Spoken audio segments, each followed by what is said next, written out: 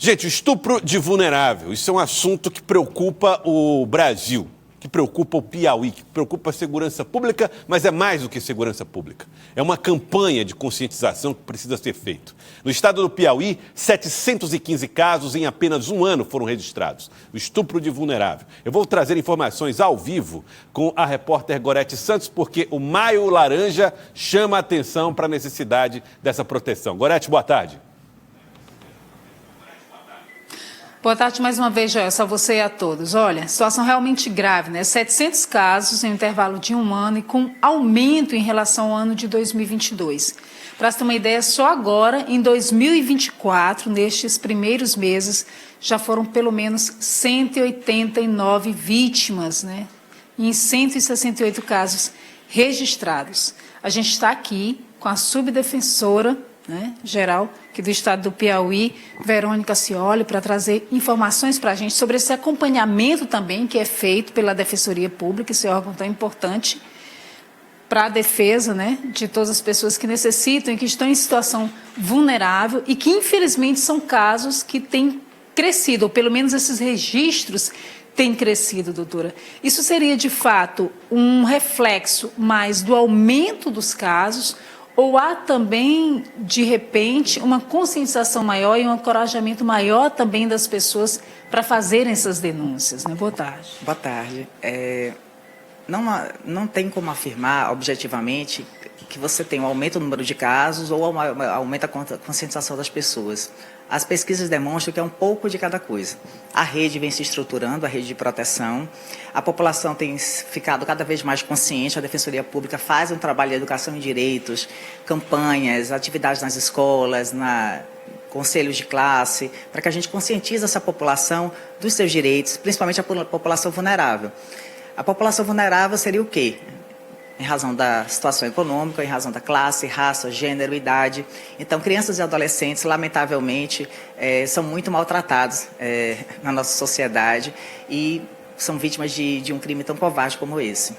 O perfil que a gente sabe que, infelizmente, também, muitas vezes, esses abusadores, né, são as pessoas mais próximas às crianças, continua tendo, na verdade, esse perfil também, não é garantia nenhuma de que alguém está dentro de casa ou bem próximo a essas crianças e adolescentes, não representem, de fato, essa confiança? Nesse ponto, a identidade entre mulheres em situação de violência e crianças e adolescentes que também são vítimas de violência. O perigo está em casa, o perigo está com alguém conhecido. 100% dos agressores deles, 50% são pessoas conhecidas da vítima, os outros 40% são pais e padrastos e 10% apenas são de pessoas desconhecidas. Então, é perigoso na rua e é perigoso em casa. Né? Então, a gente percebe que tem relações familiares ou relações de amizade, relações sociais que estão precárias, estão frágeis, né? E que há, a meu ver, alguma doença aí nessas relações que deveriam ser saudáveis, deveriam ser de proteção dessa criança e desse adolescente e, na verdade, se revelam covardes de agressão. E se tratando disso, a gente entende, inclusive, que deve ser um grande desafio também para a própria Defensoria, que tem esse papel de defender, né, todo mundo que está em situação de vulnerabilidade ou todo mundo que não tem acesso a um advogado particular. Então, nesse caso, a Defensoria, ela age tanto na defesa dessas vítimas, como, por outro lado, também dos próprios agressores. Como lidar com tudo isso? O defensor e a defensora pública, eles são preparados para serem defensores de direitos humanos. E a gente tem uma visão muito preconceituosa do que seriam direitos humanos, né? São os direitos de todos nós. Então, temos defensores que estão especializados e vocacionados para essa defesa da criança e do adolescente e defensores que fazem a defesa do agressor. Porque, constitucionalmente, a gente tem que garantir o devido processo legal. Para garantir o devido processo legal, que é o que precede a uma sanção, a uma pena, eu tenho que ter o contraditório. Então, tem que ter defesa de um lado, tem que ter acusação do outro. Então, isso tem que estar regularmente constituído. Então, é com a presença da Defensoria Pública, inclusive, que é possível punir os culpados. Porque quando você fala uma defesa, não se quer absolvição. Absolvição quando ficar constatado, ou o defensor ou a defensora pública entender que não foi o culpado. Mas se quer uma pena justa, né, se aplicar um devido processo legal. E não que aquela pena seja mais severa porque o agressor é pobre, porque é preto ou é periférico. No caso de redução desses casos, defensora, de que forma que a Defensoria também tem agido?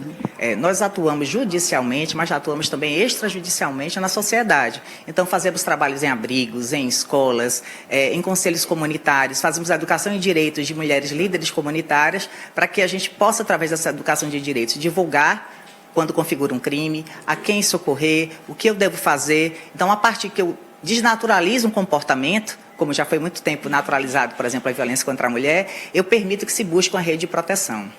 Muito obrigada à subdefensora-geral Verônica Cioli, trazendo essas informações. Joelson, ela falava, inclusive, que antes também, né, a população pode também solicitar essas informações, né, trazer uma orientação maior da própria Defensoria Pública, uma palestra numa escola, numa associação, levar essa informação mais próxima à comunidade, né? É só acessar as redes sociais, a Defensoria Piauí, lá buscar informações, entrar em contato aqui com a Defensoria e fazer essa solicitação, caso seja necessário. Joelson.